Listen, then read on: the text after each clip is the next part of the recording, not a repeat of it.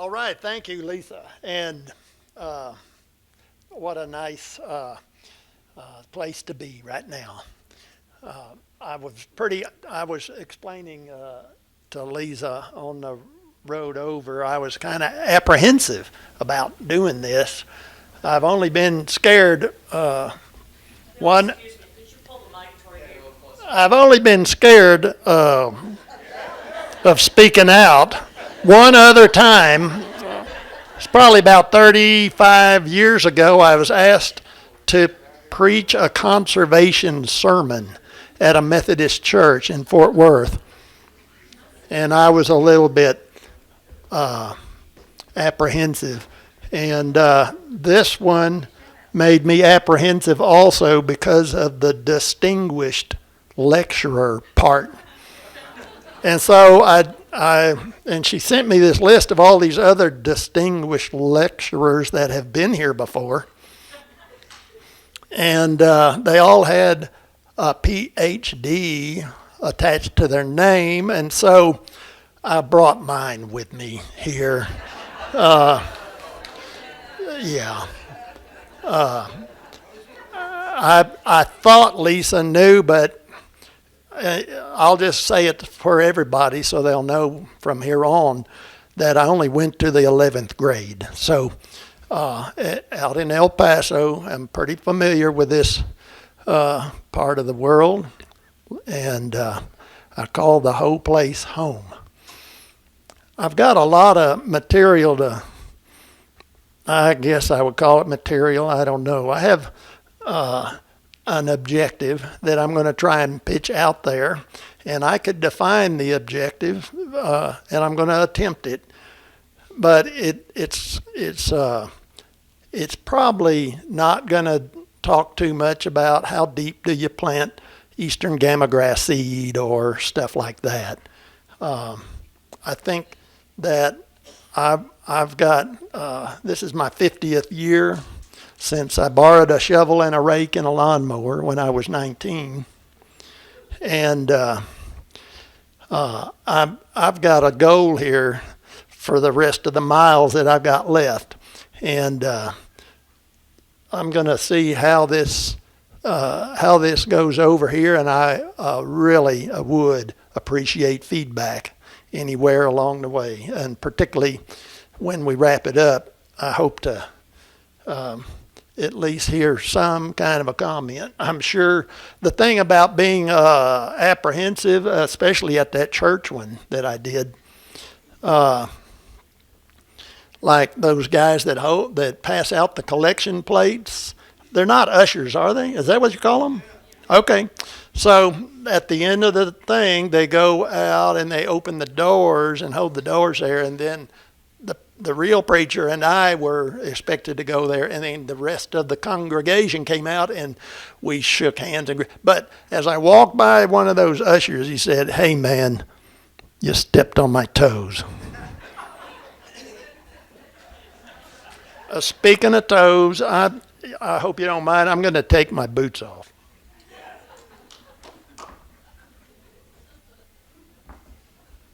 Yeah, let's get comfortable here. Okay. There's just a lot to say about that 50 years, and I expect I'm going to do it until I drop out there somewhere. So that's us. For anybody that doesn't know who we are, Native American Seed. And I'm sure there's more than one person in here that's from or had made mention of the native Texas seed, which is a different deal. And it's a consortium of a nonprofit, a .org, and a EDU, a university, and a .gov, a plant materials center. And so I make up the fourth leg, I guess, and it's the one that they call a .com. And it's like it's where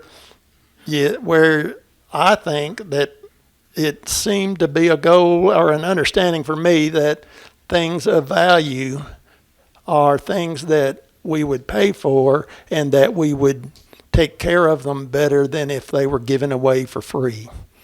And it's not like I'm trying to get a whole fleet of Cadillacs or something, but a .com has to make enough to stay in and do it again tomorrow and take care of the families that work with him. So that's a pretty big difference from the West Texas or the Texas Native Seed Project. So, okay, I've given you plenty of warning. Nobody's left. I mean, I guess I could have offered, but you're in it now, and I guess the whole house is in charge of the house lights. So if y'all like the lights on, but it might be easier to see if it was down a little bit. But ways of knowing. Long ago, back in time when we were one, we were a walking people. We traveled a narrow path. We had our ways of knowing this land, the land that's under our feet. This thing is broken into three segments. And I'll try and tell you when we get to the end of one and begin another. Over time, we've become so many with no clear places to go or pathways to take us there. All of us working feverishly for the objective, yet no one seems able to define it.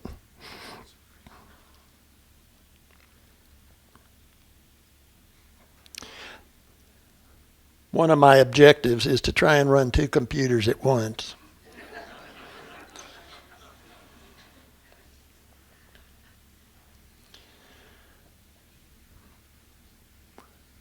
Once we thrived,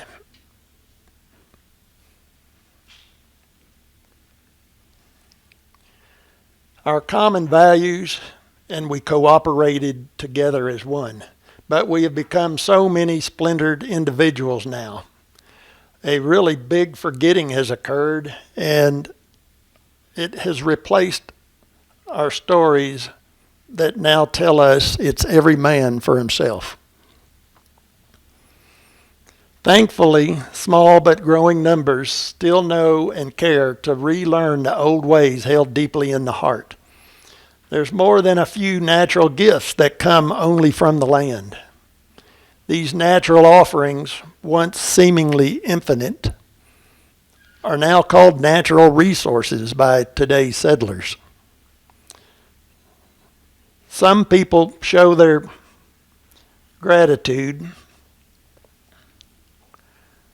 You're going to have to forgive me for just a moment.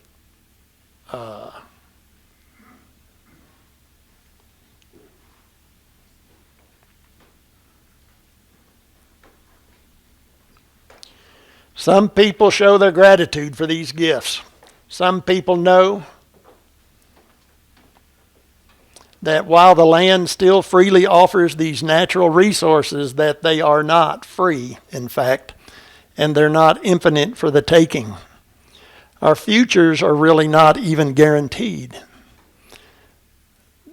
These offerings must be stewarded, nurtured with care, honor, and yes, even reverence. These are our common responsibilities that come with knowing how to sustain life on this beautiful land. Truthfully, more than a few of these natural resources we simply cannot live without.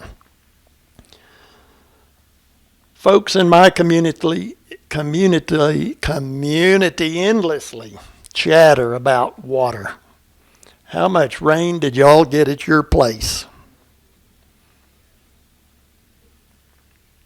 How's the river doing? Are the springs still flowing up there? I understand all that. Being a dirt farmer, I live, thrive, and sometimes I'm busted by the mercy of these natural waters.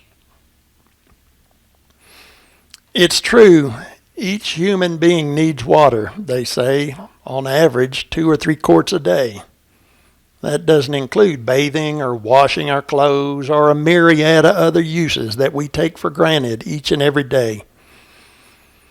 AI says a human can typically survive 3 to 7 days without water, depending on ambient temperature.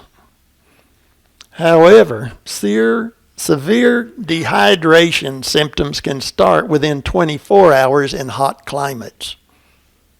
Hot climates? What hot climates? Okay, wait a minute now. Stay with me. How about another gift from the land? How long can you go without breathing plain old air?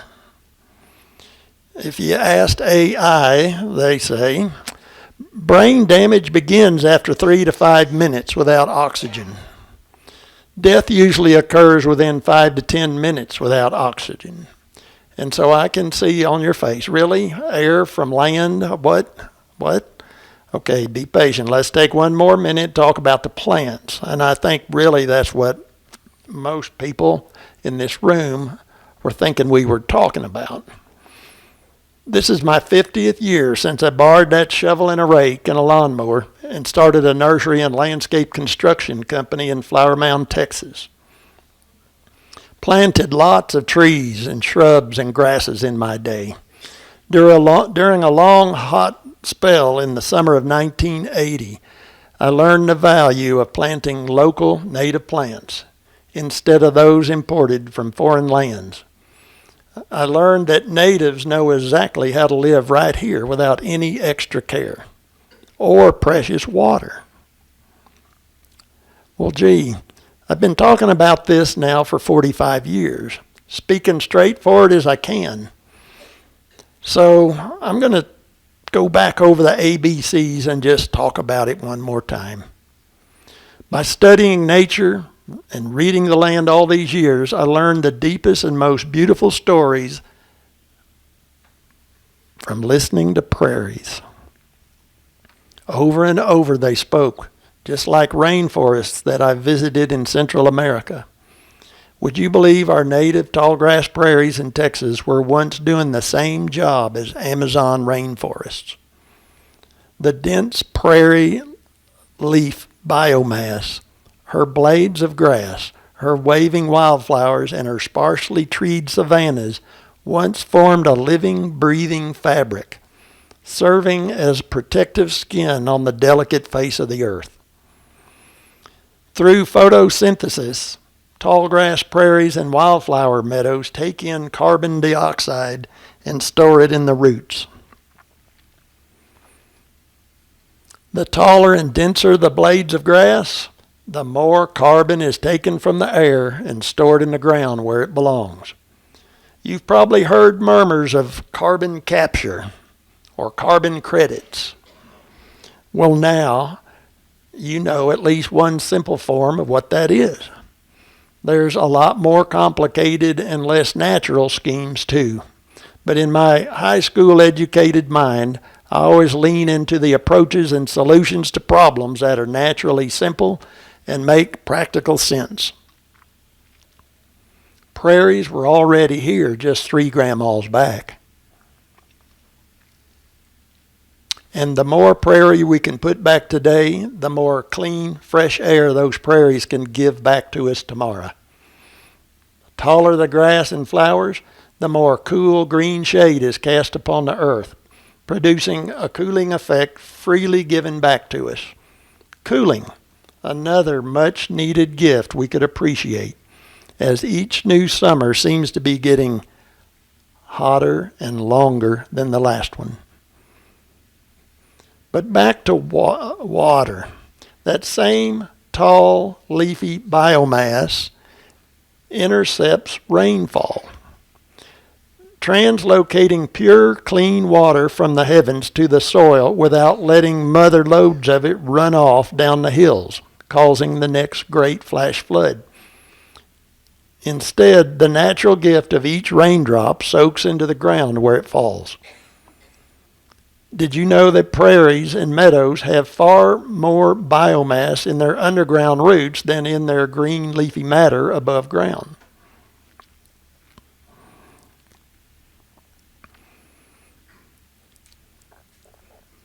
deep fibrous roots can reach down to 15 feet into the carbon-rich organic soils. Healthy, intact prairies act like massive sponges,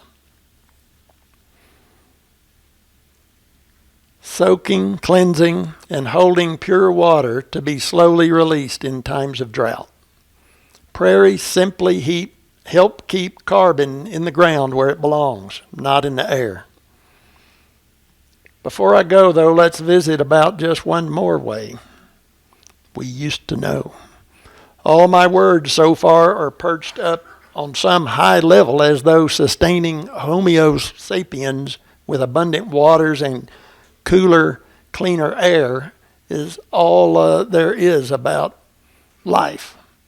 Like our crowding in two-legged species is somehow meant to rise to the top of the heap and command sole importance.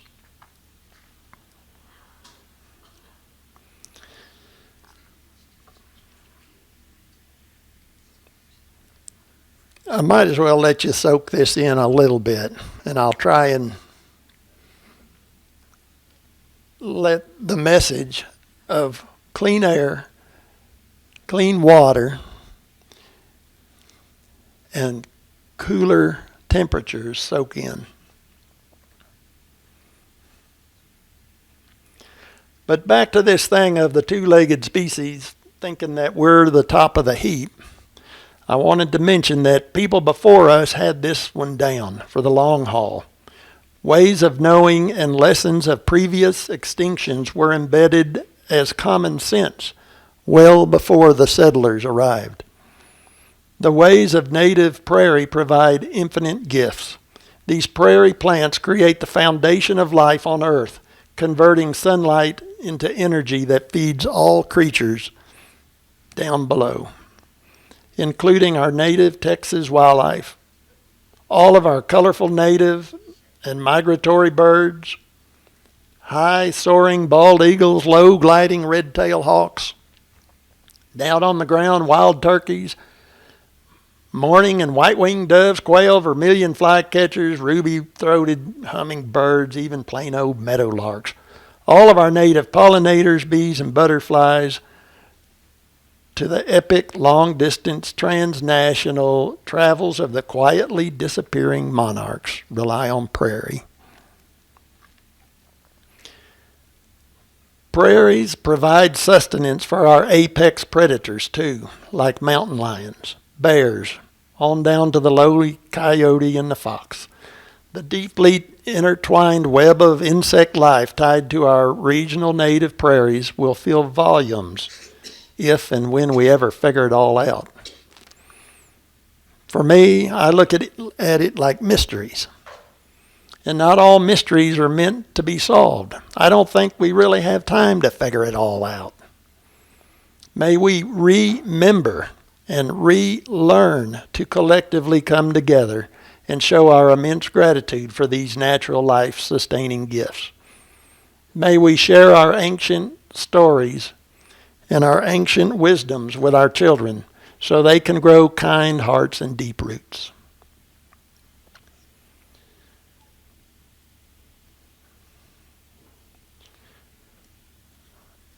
So for my second chapter here, I got to let these kids jump on through. Am I the problem? Lessons on our collective, societal, and psychological barriers.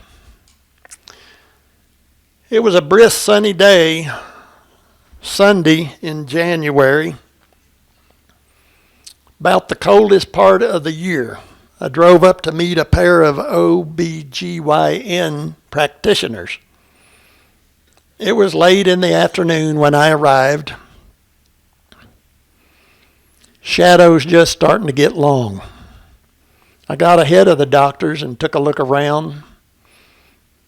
The few scattered native trees were leafless, dormant from those bitter cold nights in north central Texas. The tall grasses still had that warm bronze glow cast against a crystal blue sky in the brilliant winter afternoon sunlight. I thought for a moment of the Wichita people and all of those who came before.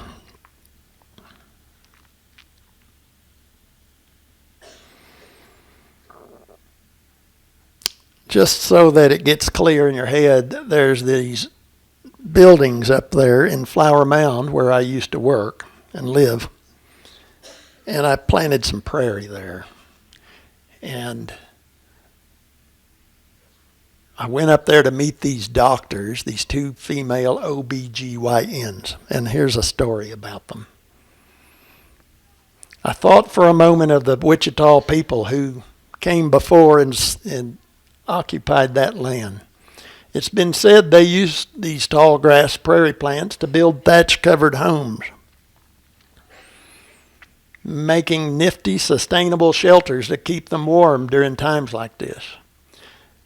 As I scanned the commercial urban landscape, I imagined hibernating species of small furry critters bedded down. And that's really where that picture ought to be. Who knows what all kinds of burrowing insects, egg-laying bugs, praying mantis cases, solitary bees, pollinators, butterfly cocoons, ground-nesting birds could be found sleeping in there, tucked away in that carbon-rich organic blanket, all of them waiting their turns to birth anew in the coming spring. All that tall grass had done its job in the previous summer season. It was acting as a living coolant within the city's hardscape heat sink. The green leafy mass had breathed in carbon, exhaled cool oxygen for the whole growing season. Now that dried grass was doing a winter job duty. Then way down low, hugging close to the ground for warmth, there was all those green rosettes, hope and resilience.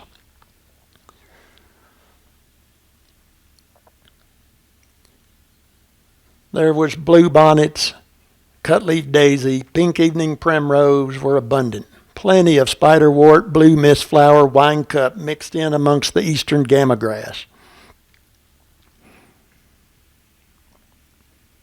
Black-eyed Susan, bush sunflower, Indian blanket, even a common sunflower could be seen here and there blooming, where the radiant DFW city heat was trapped near the protected corners of the buildings.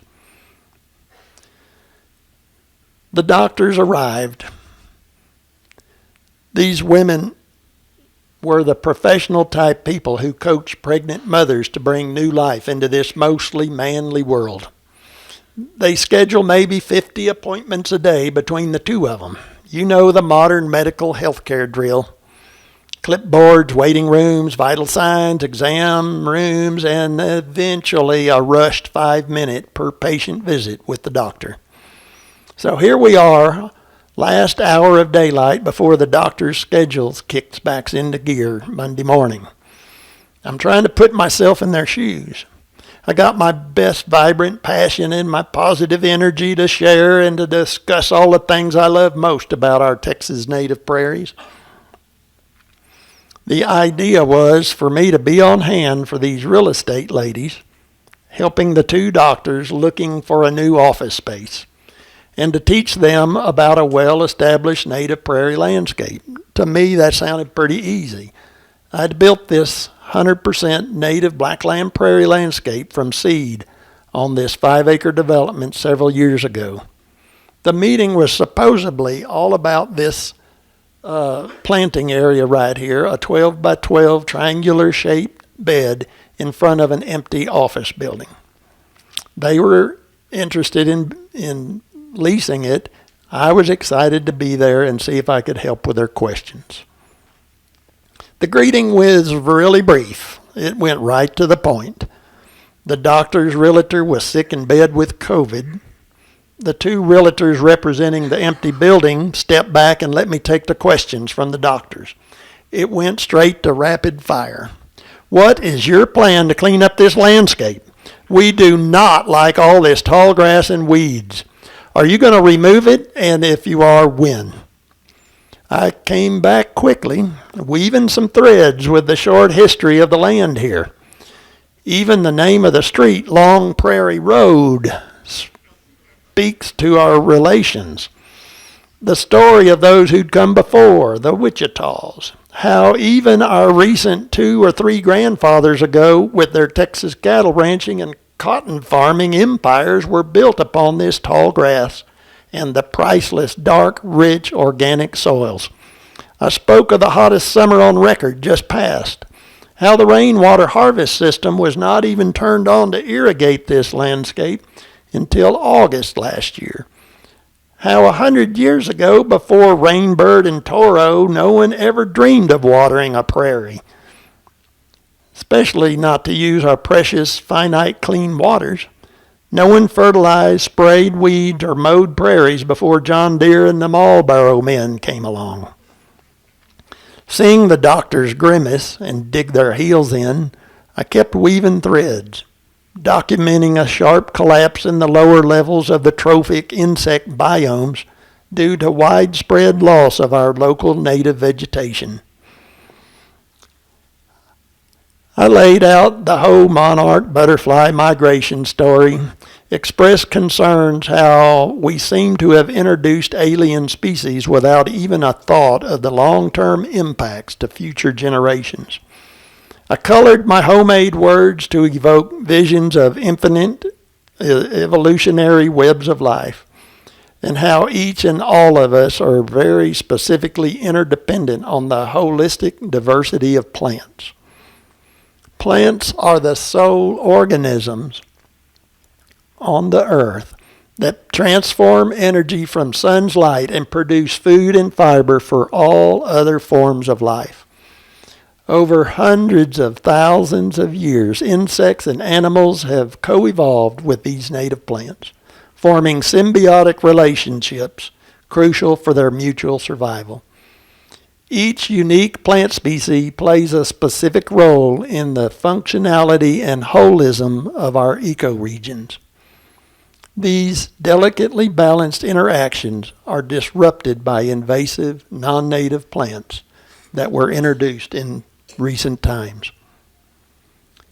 Many exotic species have spread rapidly, out-competing native flora and limiting food resources for wildlife, threatening the stability of once thriving ecosystems. Grassland prairies are among the most critically imperiled ecosystems in North America. I was thinking, well, what if my work could affect and change the vision of these 2 very influential doctors? They perform such valuable tasks and work for the community at large.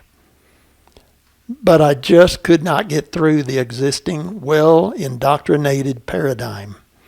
Their heels dug in, and my prairie stories were met with set jaws and steely eyes.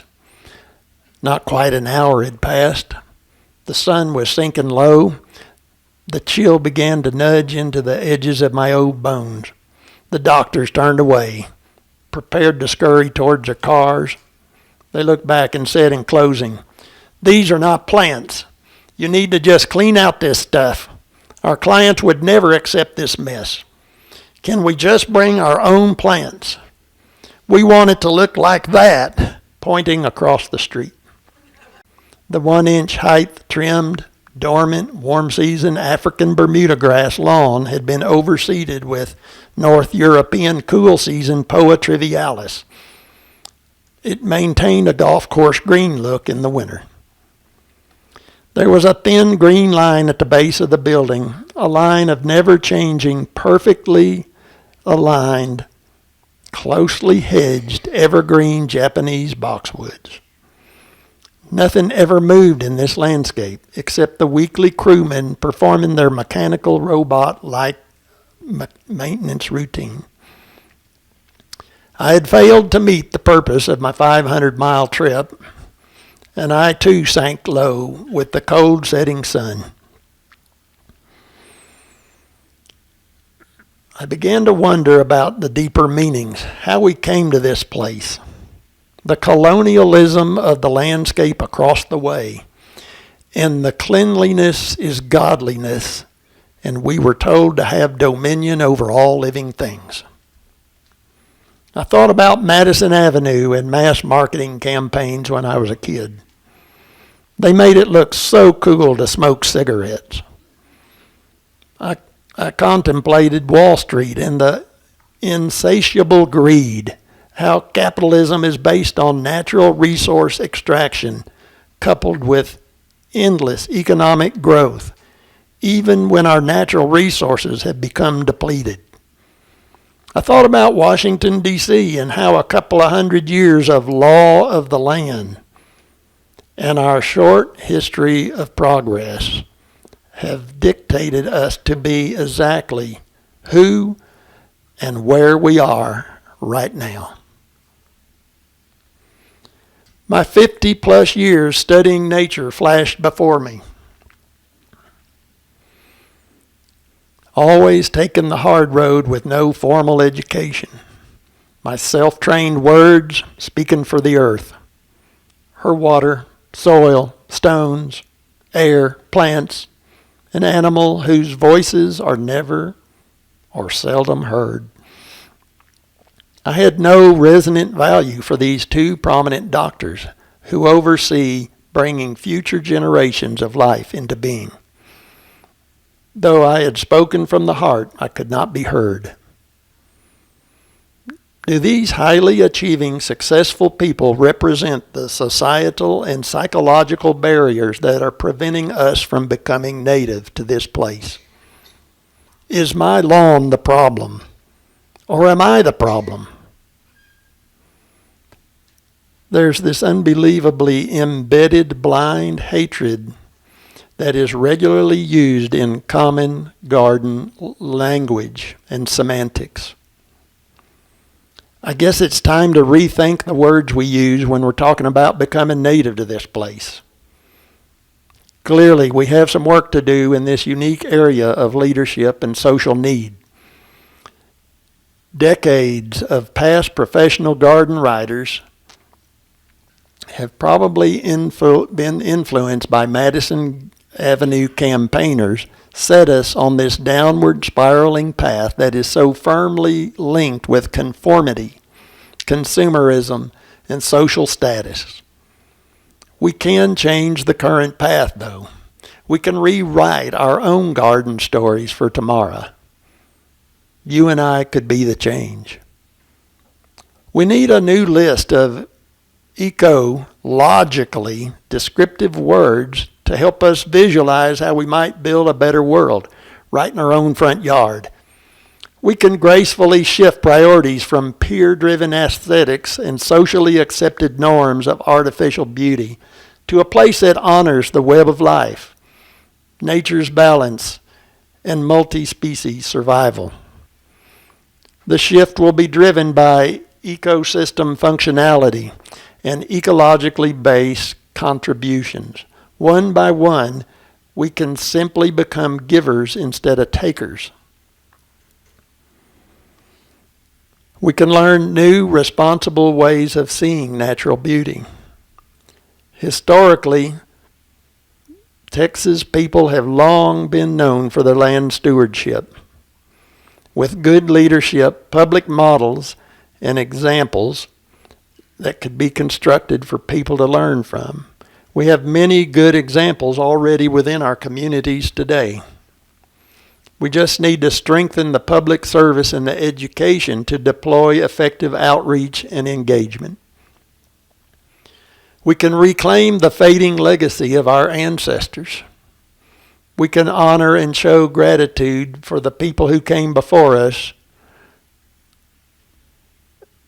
What a world this could be if, instead of being fined for your yard being overgrown, our municipal public servants work to assist property owners with healing those outdated, unsustainable, immaculately monocultured lawns that are now being undergrown.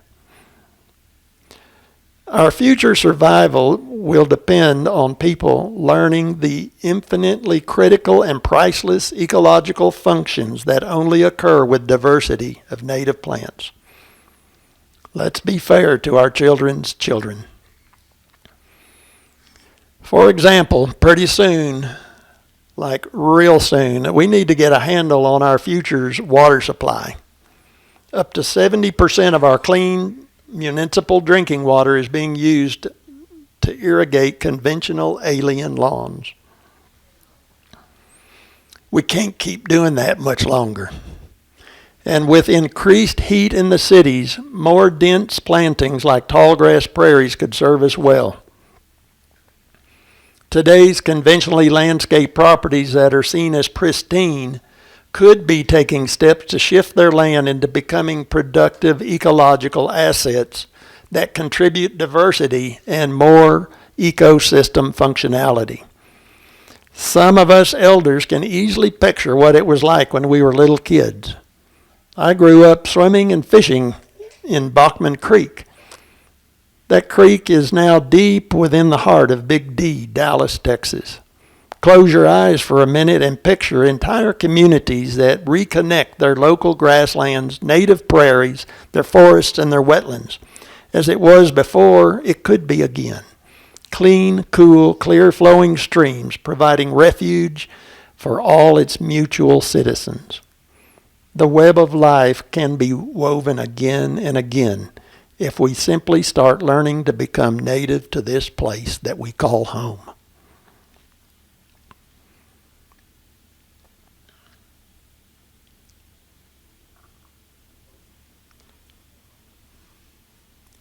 Here's the third chapter. Rest easy on the prairie heart, the prairie arms, and teach your children well.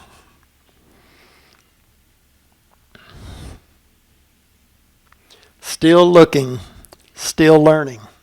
Of all the things we've collectively torn up, you and me, reckon the least understood is the prairie. The grandmas before us saw a wide open sea stretching all the way to the horizon. The wind making waves in the tall grasses, sometimes gentle, sometimes fiercely wild. That ocean-like vastness must be how covered wagons loaded with settlers crossing this land came to be called prairie schooners. Now here we are, Texans in the largest prairie state. Today, you'd be hard-pressed to find a prairie big enough to take a schooner for a test ride. Everything we do makes a difference. We just need to decide what kind of difference we want to make. My grandma was born a fisher back in 1897, and her grandma traveled from Tennessee in one of those covered wagons. Settling on a couple thousand-acre piece of blackland near Elgin, Texas. The fishers, they did what all others had to do.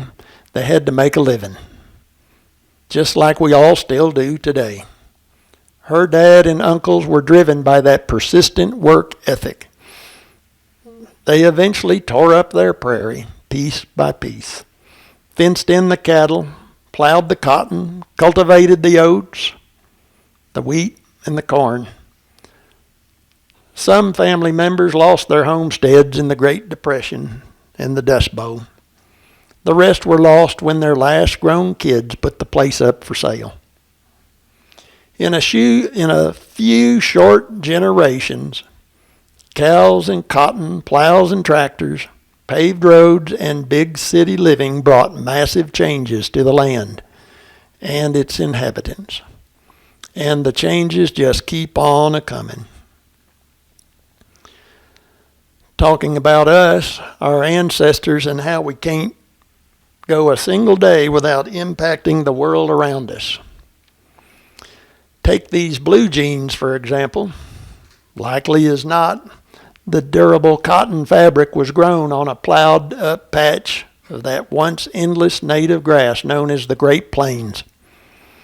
There was a time most of those little cotton fibers were shipped no further than the East Coast, where they got woven into denim, being made into sturdy work pants that lasted for years. They got better as they aged. Unfathomable now that those journeys that the fibers take to China, Vietnam, Bangladesh, and back. A pair of blue jeans ending up in my closet where I put them on every morning, just like you, one leg at a time.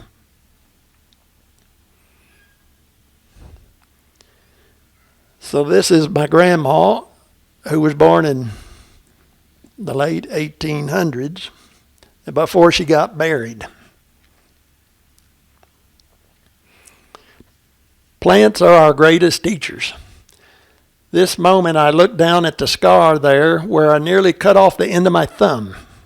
It was around 1959 when we took great Uncle Herbert's old step-side Chevy truck out to the fields west of Elgin. It was a dry year, and he needed help cutting and loading the nutritious tops from the corn stalks to feed the cows. He was used to working alone. Herbert would put that old truck in low gear. Then he'd get out and walk behind while the truck idled across the pasture. When his native pasture had been grazed too short, Herbert pulled fresh-cut corn stalks off the truck bed to feed his cattle. On the next load, we happened to be around to help. My dad handed me a razor-sharp pocket knife. I reached up high as I could, holding onto the thick corn stalk with my left hand. The knife in the other hand, and one slice is all it took. Small guy out there under a big Texas blue sky. Tall men with big cowboy hats in the hot sun. Cracked open black gumbo clay on the dry land dirt farm. Warm summertime Gulf breezes.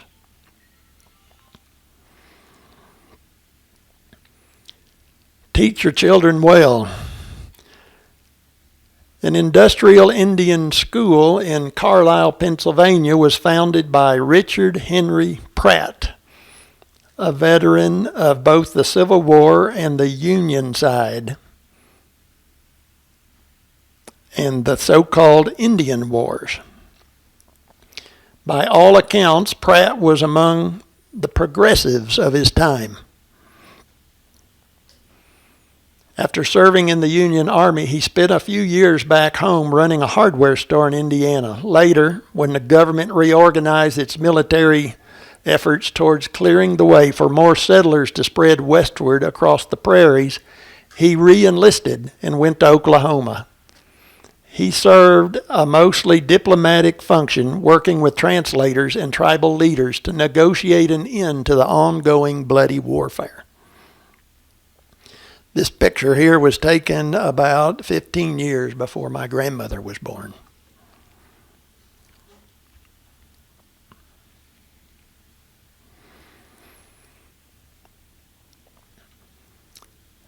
He played a key role in this battle here in the Civil War and was awarded a lot of recognition. And he truly was, the stories written about him and the history shows that he was progressive, a progressive thinker. I would venture to say most of us in this room think we're pretty progressive. He took on this job to try and negotiate a peace with these tribal people that we were overtaking. Once he finally retired, Brigadier General Pratt met annually with a group in upstate New York at the Lake Mohonk Conference of the Friend of the Indian. The consciences of prosperous, well-to-do men like them couldn't ignore the future they saw. All surviving members of the remaining Indian tribes now imprisoned on reservations were likely to die of disease or starvation. From 1879 until 1918, over 10,000 Americans, children, were separated out of 140 tribes and attended the Carlisle Industrial School that General Pratt had dreamed up with his fellow progressives. This is a picture of some of them before they were inducted into the school. Here's a quote from his. A great general once told me the only good Indian is a dead one. I think we've all heard that in the movies. In a sense, I agree, Pratt said, in a sense, I agree with the sentiment, but only that all the Indian there is in the race should be dead. Kill the Indian in him and save the man. His strategy was to start with children, separate them from their families, put them in schools, make them speak English, cut their hair, turn them into good citizens. Assimilate, in other words, for their own good and for the nation as a whole. Segregating any class or race of people apart from the rest of the people kills progress of the segregated people or makes their growth very slow, he argued. Association of races and classes is necessary to destroy racism and classism. Pratt persuaded Congress to turn over an abandoned military base to house the assimilation experiment. The subdued, defeated captains, indigenous children, were taken from reservations from across the country and sent to Carlisle. There, speaking native tongue with its generational wisdom and precious layers of meaning was strictly forbidden. All traditional native plants used for food and medicine were prohibited. Most communications from families back on the reservations were cut off. Many children ran away, many others died. Many souls were extinguished and spirits broken. The rest, as they say, is history. More schools based on Mr. Pratt's success were opened across the United States and Canada. Tens of thousands more children were brought into them to be assimilated. Depending on where you drink your information, one can't help but imagine the horrors that impacted the students and their families, and even still their descendants today. Yes, I've met people whose ancestors were brought to the Indian schools. But now, in this last decade or so, those descendants and their children are starting up new schools of their own and reclaiming their almost lost languages, putting pieces back together. Deep meanings of life go extinct when native language is lost. Identities of the land and the people before us were inextricably tied to the plants. Understandably, the colonists too brought with them their own familiar plants and a darn many weeds to their expanding New World settlements. So while Pratt's Indian Industrial School was busy trying to help the Indians assimilate, it also served the colonists' beliefs to exercise dominion over the earth and all its creatures. Here's a word from the prairie herself. I stumbled on this. Rest easy on the prairie heart, the prairie arms. 1 period prairie. It's the name of this poem that I found. I'm dust of your dust, as I am brother and mother. To the copper faces, the workers of flint and clay, the singing women and their sons 1,000 years ago, marching single file through the timber and across the plain. I hold the dust of these amid the changing stars. I last while old wars are fought, while peace broods mother-like, while new wars arise, and fresh killings of young men. I fed the boys who went to France in great dark days. Appomattox is a beautiful word to me, and so is Valley Forge. I have seen the red births and the red deaths of sons and daughters. I take peace or war. I don't say anything, and I wait.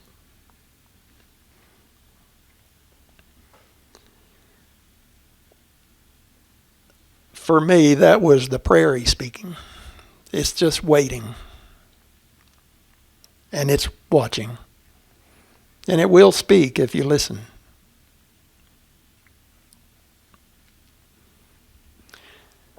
This 150-year-old curriculum of the Indian schools is directly sewn into the fabric of a history, leading to almost complete disappearance of prairie across the Great Plains. Over time, plants become reflections of changes in the dominant cultures and the land ownership. Here in Texas, in just a couple of grandma's lives, native grasslands across our biggest prairie state are all but unrecognizable or have become extinct. The pandemic years gave us a new chance to reflect on where we've been, where we are, and what it might mean to get back to normal, assuming we even want to go back there. We've been given another look at old scars on our thumbs and across all the horizons. We ponder what meanings they hold for us now. For me, it's a deeper realization of the living history of people and land. Embedded in the earth beneath our feet, it's ground up in the gypsum used to make the sheetrock and the plaster on our walls. It's in the sand and gravel that make cement in driveways and sidewalks. It's flowing down every creek and every river. It comes out of the faucets in the kitchen sinks. It swirls around us in the breezes, blowing in the grass and the trees from all four directions. Ecological restoration and future sustainability is woven into these incredible tapestries of destruction and creation, letting go and holding tight, dying and being reborn. Sooner or later, we've got to let loose of the colonist grip on our lawns, on our farms, on our ranches, on our workplaces, our schools, our highways and byways. We may never understand the ancient words as they were spoken, but embracing the contributions of so many colorful people around us is now within reach. By lending respect, understanding, and helping hands, we can welcome the prairies back home and make sore places remember how to sing. Maybe then this land will thrive again with all of its diverse, colorful beings.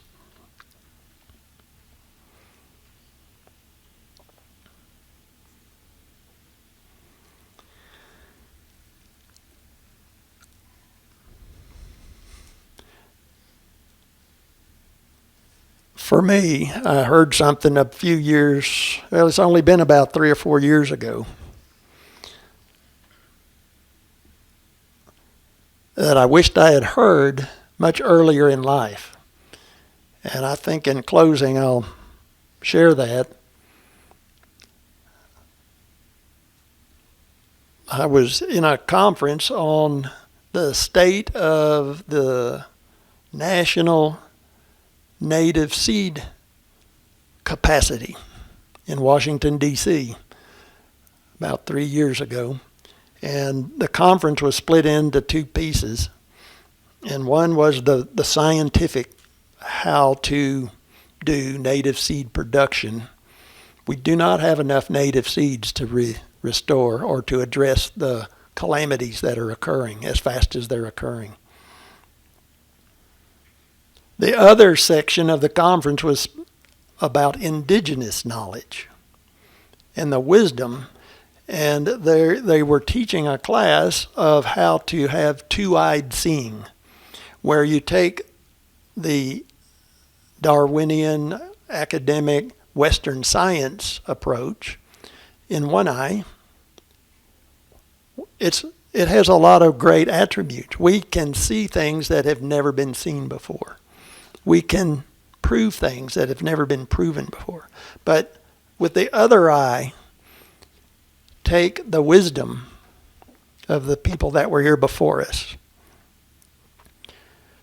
We're approaching, 7 generations here in our 200 years or so of being here. The people that were here before us have over 400 generations on this land here. So we are still newcomers. This woman teaching this thing said she was on a trip when she learned this same thing. She was on the other side of the planet with some other tribal people from the Himalayas in Nepal. And there was this moment in the travels where there was a break in what they were doing, and she was alone with these two teenage girls. And I mean, she just decided to strike up a conversation and say, well, what's important in your life? And within a split second, the first girl that she asked, immediately, she didn't even have to think about it. She says, well, the most important thing to me is to be a good ancestor.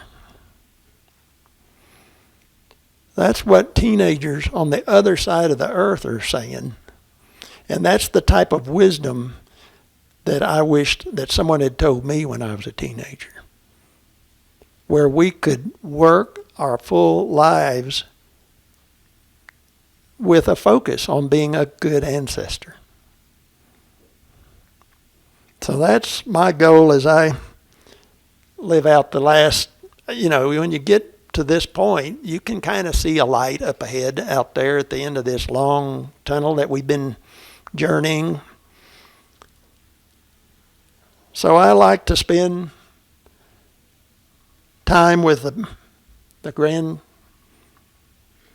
of my family and with all families, and just try and be a model or a sample for other people in the hopes that maybe this world can pivot to a better place for the future.